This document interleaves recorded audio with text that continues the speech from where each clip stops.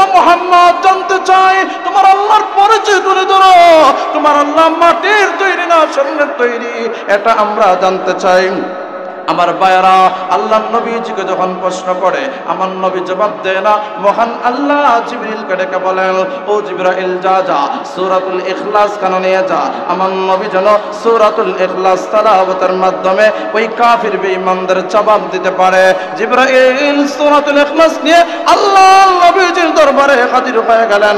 আল্লাহর নবী বিশ্ব নবী রহমাতুল লিল আলামিন সূরাতুল ইখলাস তেলাওয়াত করে করে ওই কাফির মুশরিকদের জবাব দেয়। সূরাতুল ইখলাসে মহান আল্লাহ তার চারটা পরিচয় তুলে ধরেছেন। নাম্বার 1, আল্লাহ বলেন কুল হুয়াল্লাহু আহাদ আল্লাহুস সামাদ লাম ইয়ালিদ ওয়া লাম ইউলাদ ওয়া লাম ইয়াকুল লাহু কুফুয়ান আহাদ। আল্লাহ প্রথমে বোঝায়, ও নবী কাফির বেঈমানদেরকে আপনি জানিয়ে দেন কুল হুয়াল্লাহু আহাদ, আমার প্রথম পরিচয়টা হলো আমি আল্লাহ এক, আমি আল্লাহ অদ্বিতীয়, আমি আল্লাহর সাথে কেউ শরীক নাই। 2 নম্বর পরিচয় হলো আল্লাহুস সামাদ, আমি আল্লাহ বেনিয়াজ, আমি আল্লাহর মুখাপেক্ষী কেউ নাই। আমার ভাইয়েরা, 3 নম্বর পরিচয় হলো লাম ইয়ালিদ ওয়া লাম ইউলাদ, আমি আল্লাহর আব্বা নাই, আমি আল্লাহর আম্মা নাই, আমি আল্লাহর ছেলে নাই, আমি আল্লাহর মেয়ে নাই। এটাই হলো আমার 3 নম্বর পরিচয়। 4 নম্বর পরিচয়টা আল্লাহ বলেন ওয়ালাম ইয়াকুল লাহু কুফুয়ান আহাদ, আমার 4 নম্বর পরিচয় হলো পৃথিবীর মধ্যে আমার সমকক্ষ আর কেউ নাই। জোরে কান সুবহানাল্লাহ। ওয়ালাইয়াযলিলহু ফালা হাদিয়া লাহ ونشهد أن لا إله إلا الله وحده لا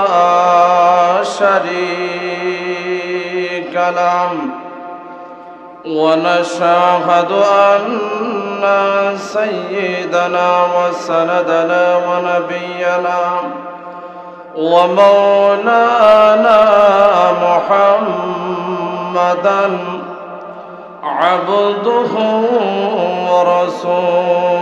ورسوله الذي أرسل إلى الناس كافة بشيرا ونذيرا وداعيا إلى الله بإذنه وسراجا منيرا. أما بعد فقد قال الله تبارك وتعالى في كلامه المجيد وفي فرقانه الحميد. أعوذ بالله من الشيطان الرجيم. بسم الله الرحمن الرحيم. قل هو الله أحد الله الصمد لم يلد ولم يولد ولم يكن له كفوا أحد. صدق الله العظيم. وقال النبي صلى الله عليه وسلم جددوا إيمانكم. قيل يا رسول الله وكيف نجدد إيماننا؟ قال أكثروا من قول لا إله إلا الله. صلى الله على سيدنا ومولانا محمد وعلى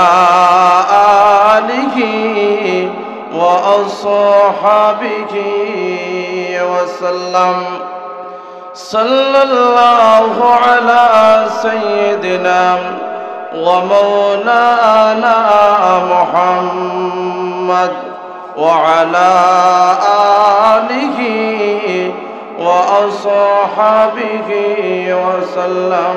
بلغ العلا بكماله كشف الدجى بجماله حسنت جميع خصاله. صلوا عليه وآله. नहीं दो जहां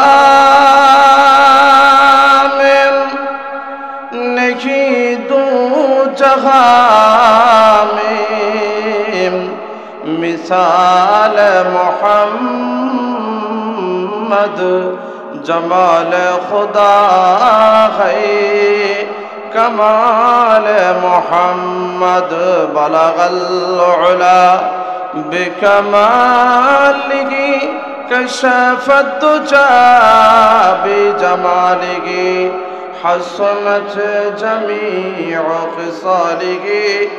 صلوا عليه وآله. لا إله إلا الله. সকলে আওয়াজ তুলে লা ইলাহা ইল্লাল্লাহ. لا إله إلا الله. لا إله إلا الله. لا إله إلا الله. سبحان الله والحمد لله. لا إله إلا الله.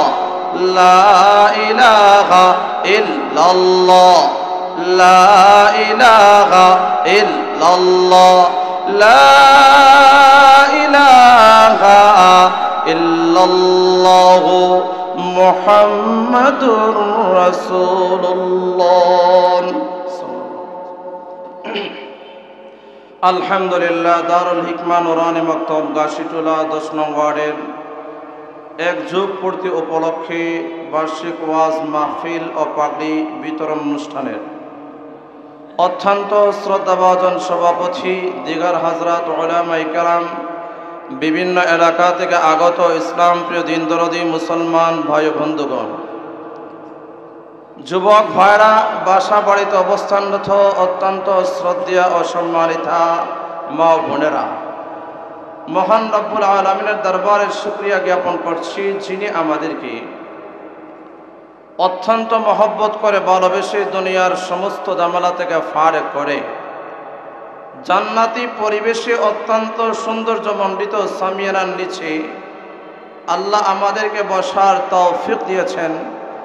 এই জন্য সকলে অন্তরের অন্তঃস্থল থেকে শ্রদ্ধাজনিত কণ্ঠ নিয়ে মহান মনিবকে রাজি এবং খুশি করার জন্যে সকলে পড়ে আলহামদুলিল্লাহ। না, মানুষ যে পরিমাণের আলহামদুলিল্লাহর আওয়াজটা সেই পরিমাণের হয় নাই। আমি আপনাদেরকে জিজ্ঞাসা করতে চাই, এই মাহফিলের মধ্যে এসে আপনারা খুশি না বেজার? তাহলে গাশিটোলা এলাকা মনে হয় খুশির আওয়াজটা আসতে হয়। আসতে হয় না জোরে হয়? আমরা যারা বড় হয়েছে আর ছোট যারা রয়েছে সকলে আশা করা যায় ফুটবল খেলেছেন।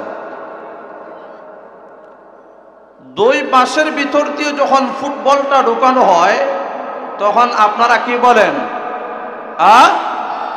গোল তখন আসতে কন না জোরে কন? তখন এমন জোরে বলেন হুশ আর থাকে না। কেন? গোলের খুশির ঠেলায়। আমি আপনাদেরকে জিজ্ঞাসা করতে চাই, কোন ব্যক্তি যদি সারাদিন গোল গোল বলে তাহলে কি সব হইব? সব হইব নি? যদি কোনো বান্দা বলে আলহামদুলিল্লাহ, সব আছে না নাই? যদি আল্লাহু আকবার বলে সব আছে না নাই? যদি সুবহানাল্লাহ বলে সব আছে না নাই?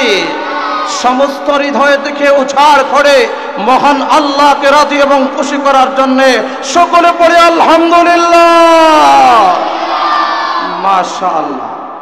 এই আওয়াজটারই দরকার।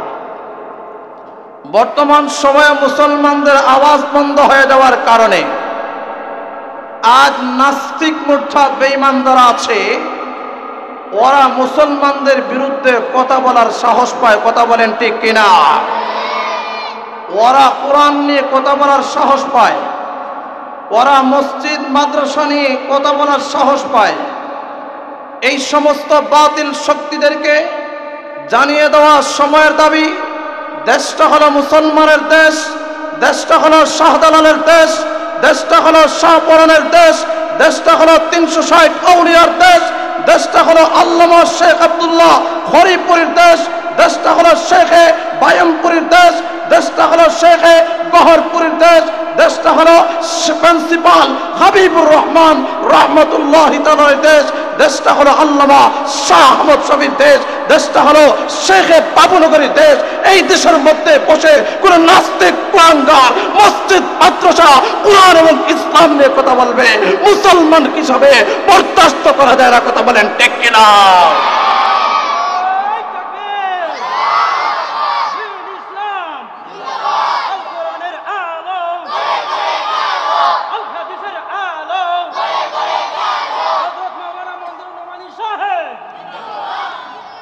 মুহতারাম হাজিরিন, এই জন্য আওয়াজ আর নিচু করলে হবে না, বরং শাহজালালী চেতনা নিয়ে হুঙ্কার দেওয়ার প্রয়োজন। এটা হলো সময়ের দাবি। কথা বলেন ঠিক কিনা? লম্বা চূড়া কোনো কথা না। আমি আপনাদের খেদমতে মহাগ্রন্থ আল কোরআনের 114খানা সূরা। কয়টা সূরা? না, আজকাল যুবকেরা এগুলা পারে না। আজকাল যুবকদেরকে যদি জিজ্ঞাসা করা হয়, যুবক বলো তো কোরআনে কারীমের মধ্যে কয়টা সূরা রয়েছে, তখন সেটা আর বলতে পারে না। যদি ওই যুবকটাকে বলা হয়, আচ্ছা যুবক বলো তো বাংলাদেশের কিছু অভিনেতা এবং অভিনেত্রীদের নাম বলো, তখন বলবো হুজুর শুধু বাংলাদেশ না ইন্ডিয়াও। কথা বলেন ঠিক কিনা? বোঝা গেল সে বাংলাদেশের কেবল মাত্র নায়ক নায়িকা ছিনে এমনটা নয়, বরং ইন্ডিয়ারও ছিনে।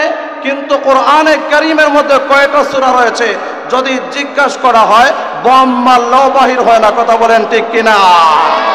এই জন্য মুহতারাম হাজিরিন, কোরআনে কারীমের 114খানা সূরার মধ্যে থেকে একেবারে ছোট্ট একটা সূরা, যেই সূরার তাফসীরের মধ্যে প্রায় 20টা নাম রয়েছে, আমাদের সকলের কাছে পরিচিত হলো সূরাতুল ইখলাস বলে। আম জনসাধারণের কাছে এটা কুল হুয়াল্লাহ বলে পরিচিত। এই সূরা আপনাদের খেদমতে তেলাওয়াত করেছি। আল্লাহ রসুলের অসংখ্য অগণিত হাদিসের ভান্ডার থেকে ছোট্ট একখানা হাদিস আপনাদের খেদমতে উপস্থাপন করেছি। উক্ত সূরা এবং হাদিসকে সামনে রেখে অল্প সময়ের ভিতরে কিছু আলোচনা কোরআন এবং সুন্নাহ থেকে উপস্থাপন করব। সকলে পড়ে ইনশাআল্লাহ। মুহতারাম হাজিরিন, সহিহ বুখারী শরীফের রিওয়ায়াত, আল্লাহর নবী বলেন, ওয়াল্লাযী নাফসি বিয়াদি, ওই সত্তার কসম যার কুদরতি হাতের মধ্যে আমার প্রাণ রয়েছে। আল্লাহর নবী বলছেন, ওই সত্তার কসম দিয়ে বলছি, কোরআনে কারীমের এই সূরাতুল ইখলাস যে বান্দা একবার তেলাওয়াত করবে, মহান আল্লাহ সেই বান্দার আমলনামার মধ্যে 10 পারা কোরআন তেলাওয়াতের সওয়াব আল্লাহ দিয়ে দিবেন। এই এলাকাত সুবহানাল্লাহ আসেনি? আসেনি সুবহানাল্লাহ? একটু জোরে কন্যা সুবহানাল্লাহ। আল্লাহর রাসূল বলেন, কোন বান্দা যদি 2 বার সূরাতুল ইখলাস তেলাওয়াত করে, তাহলে মহান আল্লাহ ওই বান্দার আমলনামার মধ্যে 20 পারা কোরআন তেলাওয়াতের সওয়াব আল্লাহ দিয়ে দেয়। আল্লাহ রাসূল বলেন, যদি কোনো বান্দা সূরাতুল ইখলাসকে 3 বার তেলাওয়াত করে, তাহলে মহান আল্লাহ রাব্বুল আলামিন ওই বান্দার আমলনামার মধ্যে পূর্ণ কোরআনে কারীম তেলাওয়াতের সওয়াব আল্লাহ দিয়ে দেয়। সুবহানাল্লাহ। আল্লাহর নবীজি সাহাবায়ে কেরামদের সামনে সূরাতুল ইখলাস নিয়ে আলোচনা করেছিলেন। আল্লাহ রসুল বলেছেন যে বান্দা সূরাতুল ইখলাসকে 10 বার তেলাওয়াত করবে, মহান আল্লাহ ওই বান্দার জন্য জান্নাতে একটা বালাখানা আল্লাহ তৈরি করে দিবেন। আল্লাহ রসুল যখন আলোচনা করেন, এই মুহূর্তে এই মজলিসের মধ্যে ছিলেন বিশ্ব মুসলিম জাহানের নন্দিত খলিফাতুল মুসলিমিন হযরত ওমর রাদিয়াল্লাহু তাআলা আনহু। তিনি বলেন, ইয়া রাসূলুল্লাহ, যদি কোনো ব্যক্তি প্রথম 10 তেলাওয়াত করেছে, আবারও 10 তেলাওয়াত করেছে, আবারও 10 তেলাওয়াত করেছে, আবারও 10 তেলাওয়াত করেছে, তাহলে প্রতি দশে কি মহান আল্লাহ বান্দাকে জান্নাতে এক একটা বালাখানার মালিক আল্লাহ বানিয়ে দিবেন। আবার নবীজি তখন জবাব দেয়, হে ওমর শুনে নাও, আল্লাহ যেমন মহান তার নিয়ামতগুলো তেমন মহান। বান্দা যত 10 তেলাওয়াত করবে, প্রতি 10-এর বিনিময়ে মহান আল্লাহ জান্নাতে বান্দার জন্য একখানা বালাখানা তৈরি করে দিবেন। আমার ভাইরা, শুধুমাত্র তাই না, হযরত আবু হুরায়রা বলেন, একজন সাহাবী এই সূরাতুল ইখলাস তেলাওয়াত করেছিলেন। আল্লাহর নবীজি ওই সাহাবীর তেলাওয়াত শুনলেন। ওই সাহাবীর তেলাওয়াত শোনার পরে রাসূল বলেন, ওয়াজিব হয়ে গেছে। আবু হুরায়রা বলেন, ইয়ার আমি রাসূলকে জিজ্ঞাসা করলাম, মা ওয়াজাবা, কি ওয়াজিব হয়ে গেছে? আল্লাহ রাসূল বলেন, কালা আল জান্নাহ, যে ব্যক্তি সূরাতুল ইখলাস তেলাওয়াত করে তার জন্য আল্লাহর তৈরি জান্নাত ওয়াজিব হয়ে যায়। সুবহানাল্লাহ। আল্লাহর নবী বসা, জিবরাইল এই মুহূর্তে চলে আসছেন। আল্লাহ রাসূলের একজন সাহাবী হযরত আবু যর গফারি রাদিয়াল্লাহু তাআলা আনহু, তিনিও সামনের দিকে আসতেছেন রাসূলের দরবারের দিকে। জিবরাইল ডেকে বলেন, ইয়া রাসূলুল্লাহ, আপনার সাহাবী আবু যর চলে আসছে। আল্লাহ রাসূল বলেন, জিবরাইল, তুমি আমার আবু যরকে কেমনে চিনো? তখন জিবরাইল ডেকে বলেন, ইয়া রাসূলুল্লাহ, আমি একা শুধুমাত্র আবু যর গফারিকে চিনি এমনটা নয়, আবু যর গফারি ফেরেশতা মহলে পরিচিত। সুবহানাল্লাহ। আল্লাহর নবী বলেন, জিবরাইল জানতে চাই আমার এই সাহাবী আবু যর গফারি কোন কারণে আল্লাহর কাছে এত দামি, কোন কারণে এত প্রতিসন্তান হয়ে গেল, কোন কারণে তার এত দাম বেড়ে গেল। হযরত জিবরাইল তখন রাসূলকে বলেন, ইয়া রাসূলুল্লাহ, আবু যর গফারির মধ্যে 2টা গুণ রয়েছে, যেই 2 গুণের কারণে আবু যর গফারি রাদিয়াল্লাহু তাআলা আনহু, আবু যর গফারি রাদিয়াল্লাহু তাআলা আনহু এই 2 গুণের কারণে আল্লাহর কাছে দামি হয়ে গেছে, ফেরেশতা মহলও দামি হয়ে গেছে। সুবহানাল্লাহ।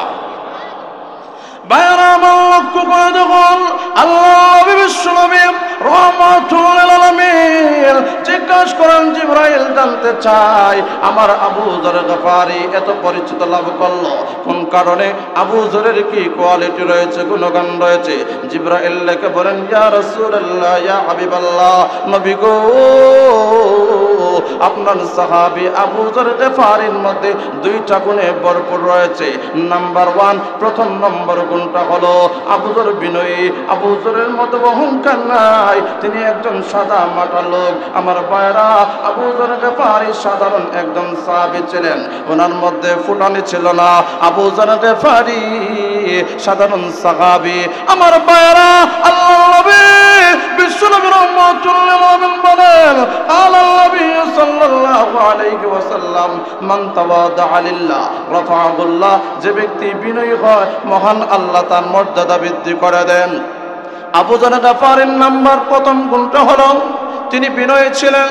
2 নম্বর গুণটা হলো আবু যর গফারি রাদিয়াল্লাহু তাআলা আনহু তিনি বেশি বেশি করে ওই সূরাতুল ইখলাস তেলাওয়াত করতেন, যার কারণে মহান আল্লাহ আবু যর গফারির মর্যাদা বৃদ্ধি করে দিয়েছেন।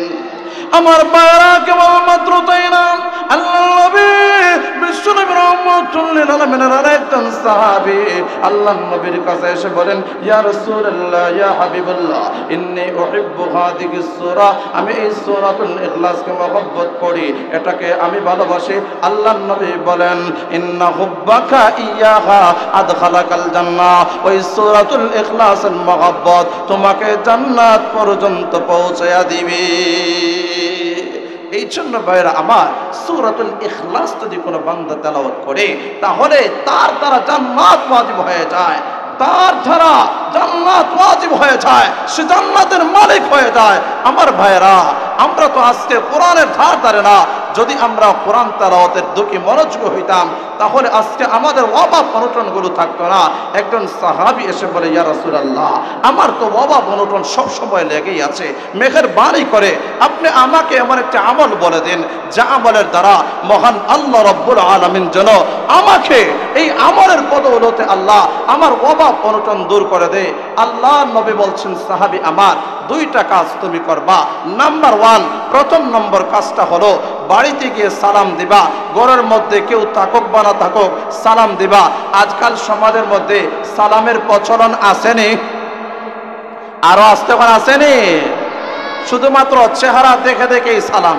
যদি এমপি হয় তাহলে সালাম, মেম্বার যদি হয় তাহলে সালাম, চেয়ারম্যান যদি হয় তাহলে সালাম, এলাকার মাতব্বর যদি হয় তাহলে সালাম। আর হুজুর দেখলে সালাম একটা না দিলে যেন কেমন কেমন লাগে, এই জন্য হুজুরকেও একটা সালাম দিয়ে দিল। অথচ আল্লাহ রসুল বলছেন, আবু দাউদ শরীফের হাদিস, আল্লাহ রসুল বলেন, তুমি যাকে চেনো বা নাই চেনো তাকে সালাম দাও। সালামের ক্ষেত্রে কোনো ভেদাভেদ নাই, সালামের ক্ষেত্রে কোনো পার্থক্য নাই। আপনি ছেলেকে, আপনার ছেলেকে সালাম দেন, আপনার কাছ থেকে সালাম শিখবে। আপনার মেয়েকে সালাম দেন, আপনার কাছ থেকে সালাম শিখবে। আপনার ওয়াইফকে সালাম দেন, আপনার কাছ থেকে সালাম শিখবে। আল্লাহ রসুল বলছেন, তুমি যাকে চিনো বা না চিনো তাকেই সালাম দাও। সাহাবাই কেরামদের আদত ছিল, গাছের ওই পাশে দেখা হয়েছে আসসালামু আলাইকুম ওয়া রাহমাতুল্লাহ, ওই পাশে আবার দেখা হয়েছে আসসালামু আলাইকুম ওয়া রাহমাতুল্লাহ। দেয়ালের এই পাশে দেখা হয়েছে আসসালামু আলাইকুম ওয়া রাহমাতুল্লাহ, ওই পাশে আবারও দেখা হয়েছে আসসালামু আলাইকুম ওয়া রাহমাতুল্লাহ। আজকাল সমাজে এই সালামের প্রচলন উঠে যাচ্ছে আস্তে আস্তে। আল্লাহ রসুল অথচ বলেছেন, আফশুস সালাম, তোমরা সালামের প্রচার এবং প্রসার করো। দুই নম্বরে আল্লাহ রসুল বলেন, বেশি বেশি করে সূরাতুল ইখলাস তেলাওয়াত করবা। এই সাহাবী দুই আমল করলেন। কিছুদিন যাওয়ার পরে আল্লাহ নবীজির সাথে ওই সাহাবীর সাক্ষাৎ হয়ে গেল। ওই সাহাবী জিজ্ঞাসা করেন, রসুল জিজ্ঞাসা করেন সাহাবীকে, সাহাবী আমার, তোমার যে অভাব অনটন ছিল এবার খবর বলো। তখন সাহাবী ডেকে বলেন, ইয়া রাসূলুল্লাহ, আমার অভাব অনটন তো দূর হয়ে গেল আমলের দ্বারা, শুধুমাত্র আমি উপকৃত হয়েছি এমনটা নয়, আমার দ্বারা আরো বহু মানুষ উপকৃত হয়েছে। সুবহানাল্লাহ। আমার ভাইয়েরা লক্ষ্য করে দেখুন, হযরত আনাস ইবনে মালিক রাদিয়াল্লাহু তাআলা আনহু, আনাস ইবনে মালিক রাদিয়াল্লাহু তাআলা বলেন, আমরা তাবুকে ছিলাম, সূর্য উদিত হলো, সূর্যটা আলো বিহীন, সূর্যের মধ্যে আলো নাই, আমরা সূর্যের মধ্যে আলো দেখতে পাই না। কিরে আশ্চর্যান্বিত হয়ে গেলাম, আজকে সূর্য কেন আলো দেয় না? আমার ভাইয়েরা, আনাস ইবনে মালিক থেকে বর্ণিত, এই মুহূর্তে জিবরাইল আল্লাহর নবীর দরবারে আসলেন, এসে বলেন, ইয়া রাসূলুল্লাহ, ইয়া হাবিবাল্লাহ, নবী গো, মহান আল্লাহ আপনাকে সালাম দিয়েছেন, আপনি মহান আল্লাহ সালাম দিয়েছেন। আর একজন সাহাবীর কথা আল্লাহ বলেছেন, আপনার একজন সাহাবীর ইন্তেকাল আজকে হয়েছে, ওই সাহাবীর জানাজার নামাজ আপনি পড়ানোর জন্য আল্লাহ নির্দেশ দিয়েছেন। ওই সাহাবীর নাম হলো হযরত মুআবিয়া ইবনে মুআবিয়া রাদিয়াল্লাহু তাআলা আনহু। তিনি ইন্তেকাল করেছেন। আল্লাহ নবী বিশ্ব নবী রাহমাতুল লিল আলামিন এবার জিবরাইলকে ডেকে বলেন, ও জিবরাইল, জানতে চাই আমার এই সাহাবীর এত মর্যাদা কেমন হলো, আমার সাহাবীর এত পজিশন কেমন হলো? হযরতে জিবরাইল ডেকে বলেন, ইয়া রাসূলুল্লাহ, ইয়া হাবিবাল্লাহ, আজকে আপনার ওই সাহাবী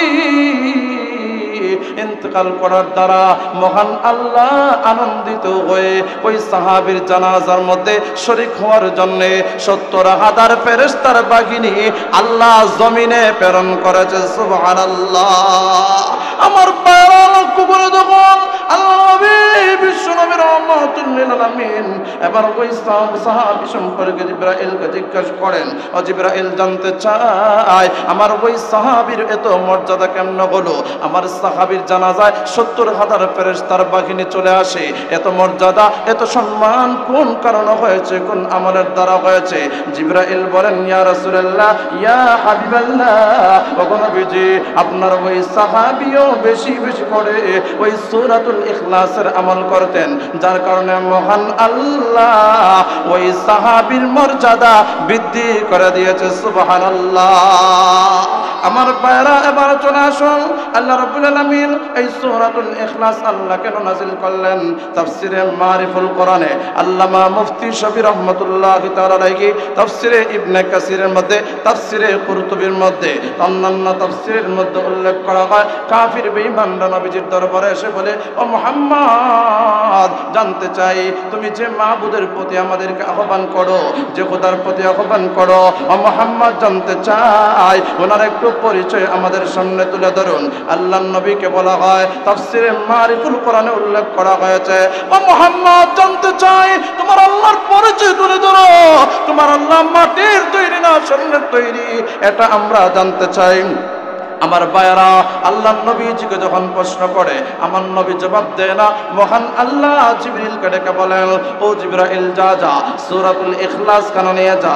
আমার নবী যেন সূরাতুল ইখলাস তেলাওয়াতের মাধ্যমে ওই কাফির বেঈমানদের জবাব দিতে পারে। জিবরাইল সূরাতুল ইখলাস নিয়ে আল্লাহ নবীজির দরবারে হাজির হয়ে গেলেন। আল্লাহ নবী বিশ্ব নবী রাহমাতুল লিল আলামিন সূরাতুল ইখলাস তেলাওয়াত করে করে ওই কাফির মুশরিকদের জবাব দেয়। সূরাতুল ইখলাসে মহান আল্লাহ তার 4টা পরিচয় তুলে ধরেছেন। নাম্বার 1, আল্লাহ বলেন, কুল হুয়াল্লাহু আহাদ, আল্লাহুস সামাদ, লাম ইয়ালিদ ওয়া লাম ইউলাদ ওয়া লাম ইয়াকুল লাহু কুফুয়ান আহাদ। আল্লাহ প্রথমে বোঝায়, ও নবী, কাফির বেঈমানদেরকে আপনি জানিয়ে দেন, কুল হুয়াল্লাহু আহাদ, আমার প্রথম পরিচয়টা হলো আমি আল্লাহ এক, আমি আল্লাহ অদ্বিতীয়, আমি আল্লাহর সাথে কেউ শরীক নাই। 2 নম্বর পরিচয় হলো আল্লাহুস সামাদ, আমি আল্লাহ বেনিয়াজ, আমি আল্লাহর মুখাপেক্ষী কেউ নাই। আমার ভাইরা, 3 নম্বর পরিচয় হলো লাম ইয়ালিদ ওয়া লাম ইউলাদ, আমি আল্লাহর আব্বা নাই, আমি আল্লাহর আম্মা নাই, আমি আল্লাহর ছেলে নাই, আমি আল্লাহর মেয়ে নাই। এটাই হলো আমার 3 নম্বর পরিচয়। 4 নম্বর পরিচয়টা আল্লাহ বলেন, ওয়ালাম ইয়াকুল লাহু কুফুয়ান আহাদ, আমার 4 নম্বর পরিচয় হলো পৃথিবীর মধ্যে আমার সমকক্ষ আর কেউ নাই। জোরে কান সুবহানাল্লাহ। আল্লাহ সুবহানাহু ওয়া তাআলা বলছেন, পৃথিবীর মধ্যে আমার সমকক্ষ আর কেউ নাই। আমার ভাইরা, এই সূরাতুল ইখলাস আল্লাহ নাযিল করে কাফির বেঈমানদের দাঁত ভাঙা জবাব মহান আল্লাহ রাব্বুল আলামিন জানিয়ে দিলেন। প্রথম আয়াতে আল্লাহ তার প্রথম পরিচয় তুলে ধরেছেন, কুল হুয়াল্লাহু আহাদ, আমি আল্লাহ এক, আমি আল্লাহ অদ্বিতীয়, আমি আল্লাহর সাথে আর কেউ শরীক নাই।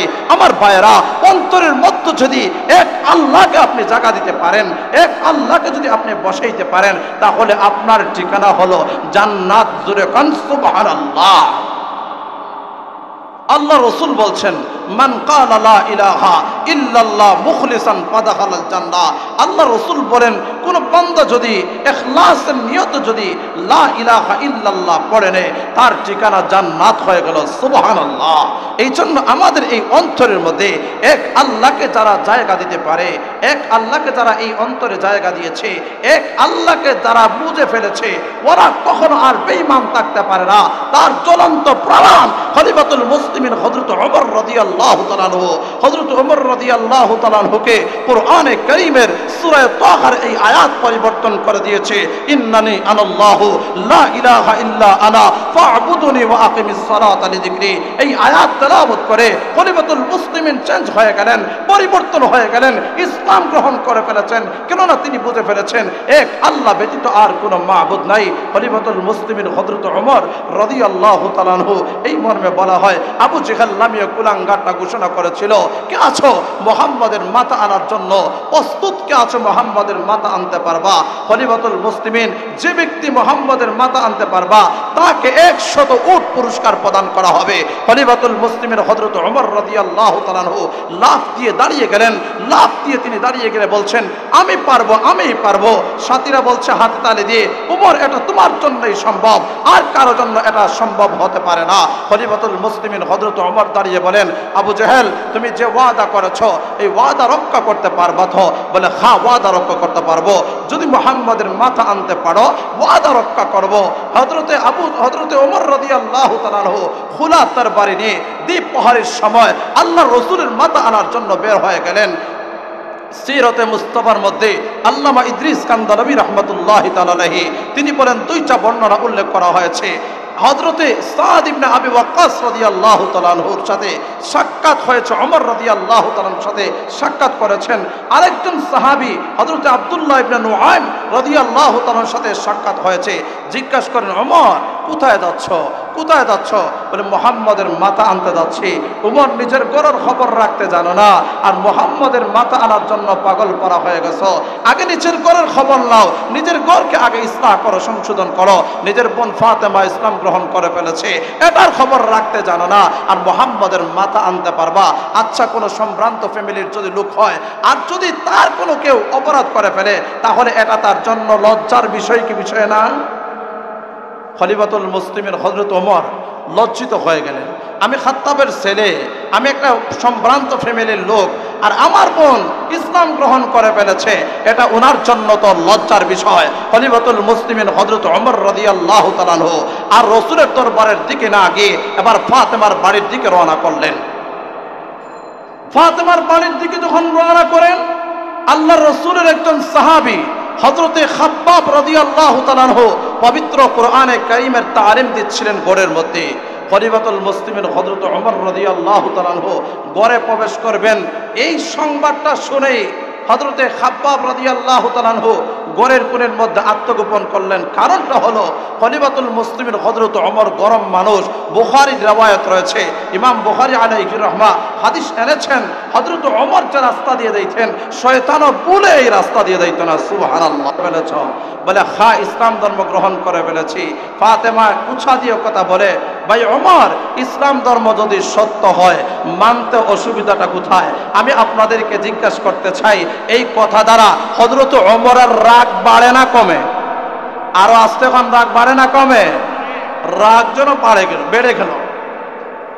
হযরত ওমর রাদিয়াল্লাহু তাআলা রাগান্বিত হয়ে, কেননা ইসলাম ধর্ম পৃথিবীর মধ্যে একমাত্র সত্য ধর্ম। আল্লাহ বলছেন, ইন্নাদ-দীনা ইনদাল্লাহিল ইসলাম, ইসলাম ব্যতীত আর কোন ধর্ম আল্লাহর কাছে গ্রহণ হয়, ইসলামটা হলো একমাত্র সত্য ধর্মই, আল্লাহর কাছে মনোনীত ধর্মই। আল্লাহ বলছেন, ওয়ামান ইয়াবতাগি গায়রাল ইসলামি দীনান ফালান ইউকবালা মিনহু, ইসলাম ছাড়া আর কোন ধর্মই আল্লাহর কাছে গ্রহণ হতে পারে না। হযরত খলিফাতুল মুসলিমিন ওমর রাদিয়াল্লাহু তাআলা আনহুর রাগ বেড়ে গেল। ফাতেমাকে আঘাত করলেন, ফাতেমাকে মারধর করলেন, ওনার স্বামীকে মারধর করলেন, রক্তাক্ত করে ফেলেছেন। এবার ফাতেমা জুড়ালো বক্তব্য দেয়, ওমর, ইসলাম ধর্ম গ্রহণ করে ফেলেছি, এক মুহূর্তের জন্য পিছপা হতে পারি না। শরীর বদ্ধ জুড়াইতে পারো, ইসলাম ছেড়ে দিতে পারি না। আমি রক্তাক্ত হতে পারি, ইসলাম ছেড়ে দিতে পারি না। ঈমান ছেড়ে দিতে পারি না, কুরআন ছেড়ে দিতে পারি না। জীবন দিতে পারি, উৎসর্গ হতে পারি, তারপরও বাতিলের সামনে মাথা নত করতে পারি না। কথা বলেন ঠিক কিনা? এই ঈমান চেতনা লালন করার দরকার আছে না নাই? ফাতেমা এমন ভাষণ শুনেই ওমর একটু নরম হয়ে গেলেন।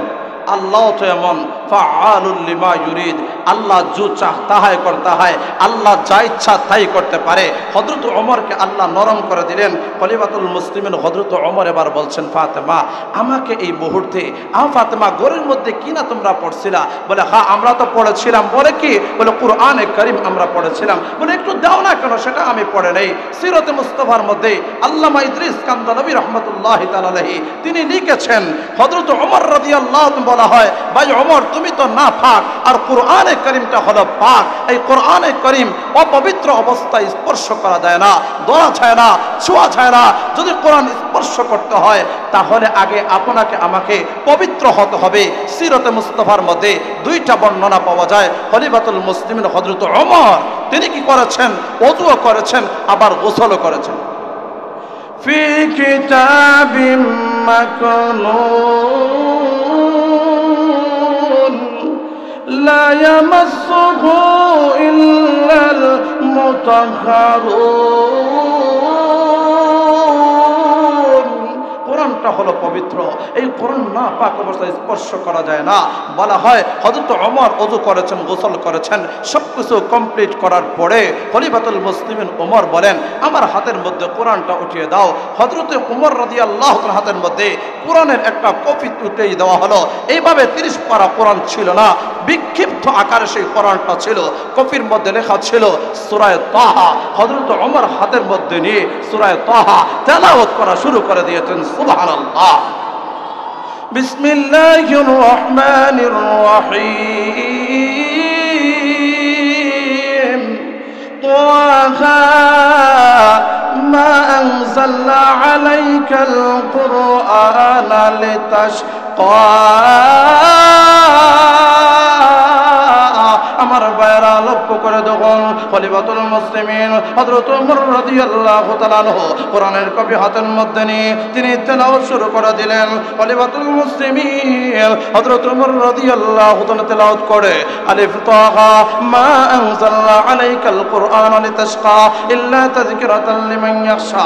এভাবে পড়ে আউট করে করে যখন ওই আয়াত পর্যন্ত চলে যায়, ইন্নানি আনাল্লাহু লা ইলাহা ইল্লা আনা ফা'বুদনি ওয়া আকিমিস সালাতা লিযিকরি, ওই আয়াত পর্যন্ত চলে গিয়ে ওমর রাদিয়াল্লাহু তাআলা আনহু আর নিজেকে কন্ট্রোল করতে পারে না। খলিফাতুল মুসলিমিন হযরত ওমর আল্লাহর জন্য পাগল পড়া হয়ে গেল। খলিফাতুল মুসলিমিন বুঝে ফেলেছে এক আল্লাহ ব্যতীত আর কোনো মাবুদ নাই। আল্লাহ বলেন আমার পরিচয়টা হলো আমি আল্লাহ এক, আমি আল্লাহ দ্বিতীয়, আর কোনো মাবুদ নাই, ইবাদতের লায়েক একমাত্র আমি আল্লাহ। খলিফাতুল মুসলিমিন ওমর রাদিয়াল্লাহু তাআলা আনহু যখন তিনি বুঝে ফেলেছেন, যখন তিনি বুঝে ফেললেন আল্লাহ ব্যতীত আর কোনো মাবুদ নাই, আবার ফাতেমাকে ডেকে বলেন, ফাতেমা আর আমি এমনি থাকতে চাই না, আমাকে আখেরি পয়গম্বরের দরবারে নিয়ে যাও। আমার ভাইরা খেয়াল করে দেখেন, আত্মগোপনে ছিলেন আল্লাহর নবী, বিশ্ব নবী রাহমাতুল লিল আলামিনের সাহাবী হযরতে খাব্বাব বাইর হয়ে বলেন, ভাই ওমর তোমার জন্য সুসংবাদ রয়েছে। আল্লাহর নবী দুই ওমরের জন্য দোয়া করেছিলেন। এক ওমর ছিল ওমর ইবনুল হিশাম, আর একজন ওমর ছিল ওমর ইবনুল খাত্তাব। আল্লাহুম্মা আ'ইজ্জিল ইসলামা বিআহাদিল উমরাইন, আল্লাহ দুই ওমরের মধ্যে থেকে যে কোনো এক ওমরকে ইসলামের জন্য কবুল করে নাও। আল্লাহর নবীর দোয়া খলিফাতুল মুসলিমিন হযরত ওমর রাদিয়াল্লাহু তাআলার ব্যাপারে কবুল হয়ে গেল। সিরাতে মুস্তাফার মধ্যে উল্লেখ করা হয়, যখন আল্লাহর নবী জানতে পারলেন ওমর ইবনুল হিশাম ইসলাম গ্রহণ করবে না, তখন বিশেষ করে আল্লাহর নবী ওমরের জন্য দোয়া করেন। আমার নবীজি ওহীর মাধ্যমে জানতে পারলেন, আমার নবীজি এমনি কোনো কথা বলেন নাই, ওয়া মা ইয়ানতিকু আনিল গাওয়া ইন হুয়া ইল্লা ওয়াহয়ুন ইউহা। আমার নবী বিশ্ব নবী রাহমাতুল লিল আলামিন ওহীর মাধ্যমে জানতে পারলেন খলিফাতুল মুসলিমিন ওমর ইসলাম গ্রহণ করবে। তখন দোয়া করেন, আল্লাহুম্মা আইয়িদিল ইসলামা বিউমর ইবনুল খাত্তাব খাসসা, আল্লাহ ওমর ইবনুল খাত্তাবের মাধ্যমে ইসলামকে শক্তিশালী করে দাও। আমার নবীর দোয়া ওমর রাদিয়াল্লাহু তাআলা শানে কবুল হয়ে গেল।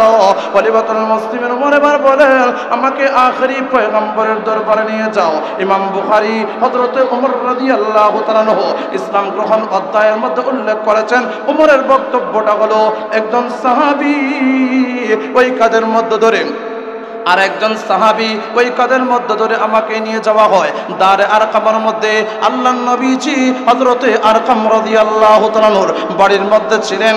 দারে আরকামের দরওয়াজাগুলো বন্ধ, কলিং বেল বাজানো হয়। ওমর চলে আসছে, দরওয়াজা ওপেন করে দেওয়া হোক। কিন্তু সাহাবায়ে কেরামরা প্রথম দিকে তারা ভয় করেছেন ওমর আক্রমণ করতে পারে, এই জন্য দরওয়াজা ওপেন করে দেওয়া হয় না।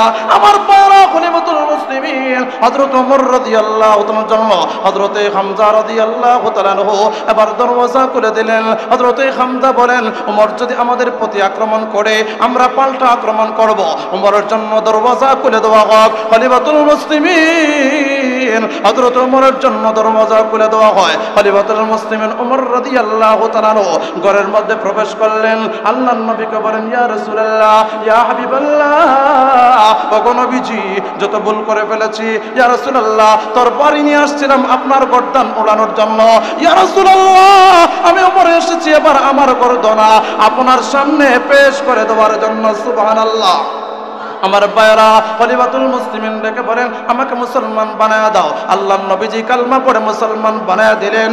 আল্লাহর নবী হযরত ওমর রাদিয়াল্লাহু তাআলা আনহু, আল্লাহর নবী ওমরের মুসলমান হওয়ার দ্বারা তিনি তাকবীর বললেন, আল্লাহু আকবার।